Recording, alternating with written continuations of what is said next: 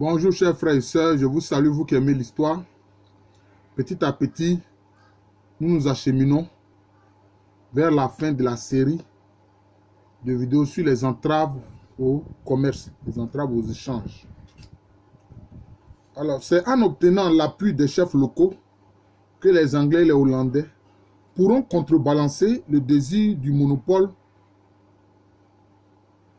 monopole des Portugais, qui ont été les premiers sur la côte, notamment dans le golfe de Guinée.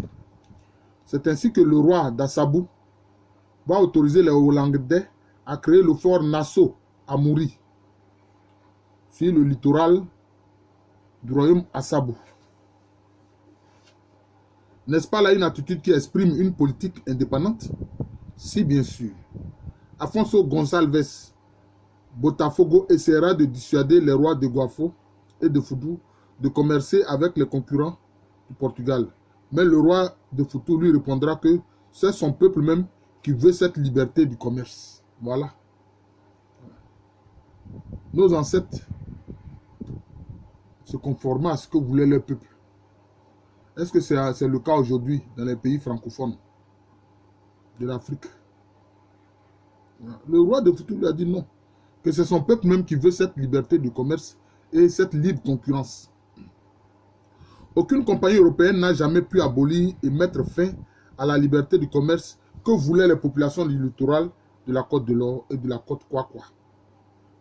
Des navires interlopes en rade commerçaient tout le long du littoral, depuis Cap Laou, c'est-à-dire Pandadon, ou si vous voulez Grand Laou, Emokwa, qui correspond à Jacquesville, Bodoladjan, qui correspond à Grand Jacques, Alsam, qui correspond à Grand Bassam, Assini, Djumoré, c'est-à-dire le pays Nzema, Axim, Diskov en pays Aranta, Chama en pays Aranta, Akataki en pays Fanti, jusqu'à Accra.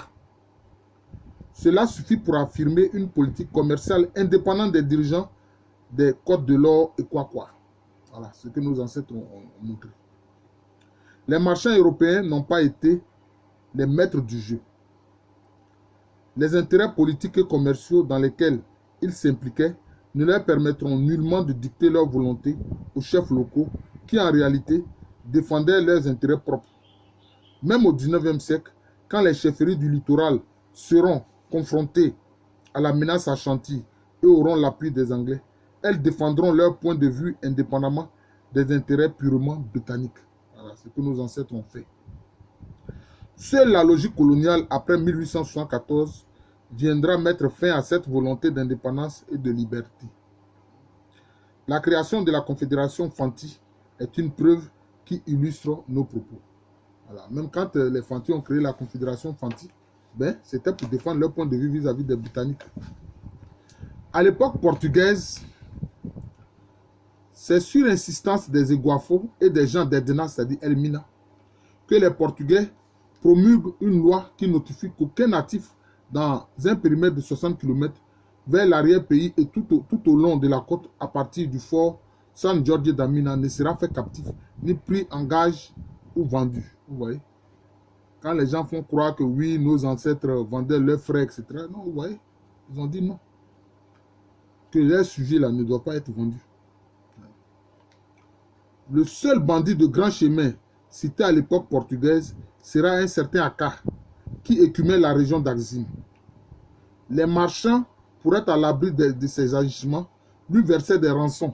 Voilà, j'ai parlé de ces bandits de grand chemin qui aussi étaient une entrave au commerce. Aka avait près de 300 hommes armés à son service. Ces méfaits auront des conséquences sur le développement du commerce autour de la factorerie d'Axim. Sans l'appui militaire des Asafo, c'est-à-dire les compagnies guerrières et sociales d'Elmina, le gouverneur Dom Francisco de Sotomayor n'aurait pas pu repousser l'attaque hollandaise du 25 octobre 1625. Il paiera la neutralité des rois de Guafo et de Futu. Les Asafo d'Elmina, après avoir aperçu le montant en or qu'ils exigeaient avant de s'engager, vont mettre en déroute les troupes hollandaises. Voilà, donc c'est ça. Comme on le voit, dans les conflits qui opposaient les compagnies marchandes européennes, les Africains ne s'impliquaient que contre monnaie sonnante et trébuchante. C'est-à-dire qu'ils se faisaient payer comme mercenaires avant de s'impliquer dans ces conflits entre les compagnies européennes. Quand en mars 1635, le commerce lusitanien, c'est-à-dire portugais, baisse et que les marchandises se font rares au fort Saint-Georges d'Amina, les gens d'Edna se révoltent. Parce qu'ils disent aux Portugais, mais vous n'apportez pas suffisamment de marchandises. C'est pour avoir eu l'appui militaire de Guafou que l'attaque hollandaise du 27 août 1637 se soldera par une réussite avec la prise du fort Saint-Georges d'Amina, San Jorge d'Amina. Les Portugais, cette fois-ci, n'avaient plus acheté la neutralité du roi Guafou, ni payé la participation des Assafos d'Elmina. C'est-à-dire d'Edna, vous voyez. Donc, comme ils n'ont pas pu payer, les mercenaires, bon. Donc, ils ont été vaincus par les Hollandais. Et puis, en plus, à cette époque, ils n'apportaient pas assez de marchandises comme le désiraient les Africains. Quand les Hollandais, le 4 novembre 1702, ont attaqué le comptoir français d'Assini, les Français auraient été vaincus sans l'intervention du roi Akassane, des Ossouma et de ses hommes. La facilité avec laquelle le chef Akwamou Assoumani va s'emparer du fort danois de Christiansborg montre que les marchands européens n'avaient pas les moyens militaires d'imposer leur volonté aux natifs du littoral. D'où le recours aux mercenaires. C'est à juste titre que William Bosman affirmait que les forts servent à défendre les Européens, mais que tenter quoi que ce soit contre les Noirs finirait par un drame pour les Européens. Voilà ce que William Bosman dit.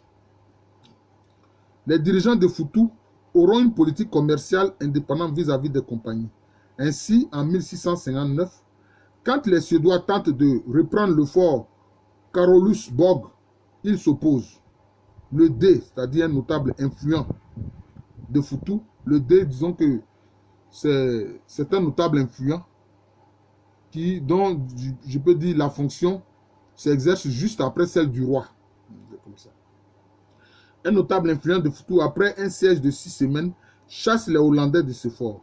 Ce n'est qu'après le décès de celui-ci en 1663 que les Hollandais, après négociation, pourront occuper ce fort. De même, Kwao Foutou, chef de Winneba, bon, Winneba aussi, ce sont des Foutou qui sont là-bas, après avoir en 1659 accepté la création d'un comptoir anglais dans son village, prend la liberté de chasser les marchands anglais en 1664. Voilà. Donc nos ancêtres avaient totalement la maîtrise du terrain, ils étaient les maîtres du jeu.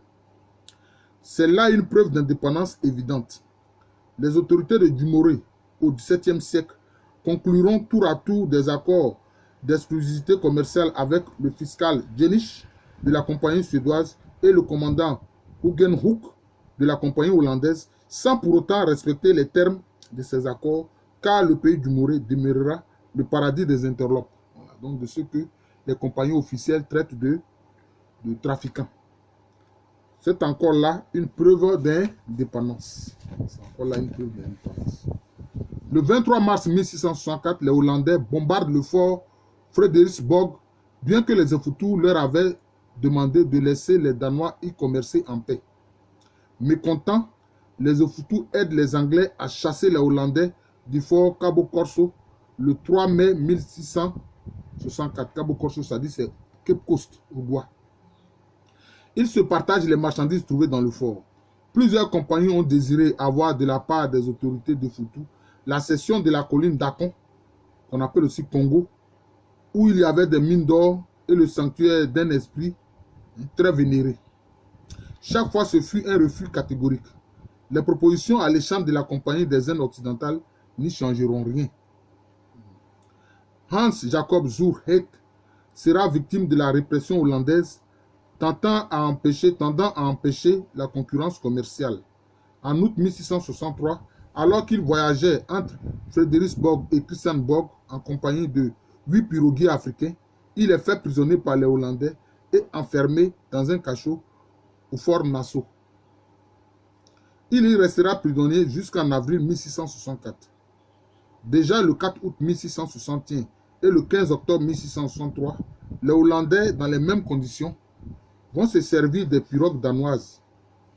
Jos Kramer, qui en avait assez de ces agissements, va mettre à prix les têtes des agents hollandais. Voilà. Donc vous voyez, c'était vraiment une situation délétère que créaient les compagnies européennes. Le grand courtier John Cabes va royalement ignorer les protestations des Hollandais quand il permettra aux Anglais de bâtir un fort à Komenda en 1698, après l'avoir autorisé un an plus tôt. Cependant, quand le facteur anglais Francis aura des propos désobligeants à son endroit, il fera pression sur ses supérieurs pour qu'il soit relevé de ses fonctions à Komenda. Voici encore une parfaite preuve d'indépendance vis-à-vis des compagnies européennes. En 1706, pour se démarquer de l'hostilité de Sir Dalby Thomas et de la Royal African Company, il se rapproche de la Compagnie des Indes occidentales. Sir Dalby Thomas cherchera à le faire assassiner, mais échouera. Il cherchera alors à se concilier son amitié en lui offrant mousquets, poudre à canon et d'autres marchandises. Cependant, leurs rapports resteront tendus et Sir Dalby Thomas dira alors de John Cabes et des marchands d'Anumambo qu'ils étaient des imprudents. Les mésententes avec John Cabes vont affecter les échanges de la Royal African Company à Komenda, c'est-à-dire la compagnie britannique. La compagnie affectera X à nouveau à British Komenda, où il avait servi et avait eu de bons rapports avec John Cabes. C'est lui qui s'attachera à établir de bonnes relations entre la Royal African Company et John Cabes. Donc vous voyez souvent, on voit ici les compagnies étaient obligées de faire profil bas devant la détermination de nos ancêtres africains. Quand John Cabes donne des troupes pour aider l'expédition anglo-hollandaise contre Jan Conny de Pokesso, c'était aussi qui est appelé Princeton, il ne le fait pas par amitié mais par intérêt. En effet, John Conny était un courtier au service de la compagnie brandebourgeoise, donc c'est-à-dire allemande, et donc un concurrent sérieux pour John Cabes qui lui-même avait un service de piroguier sur le littoral argentin. En 1713, les natifs d'Anumambo prennent en otage des marins anglais en représailles à un des leurs enlevés par le capitaine Homlin.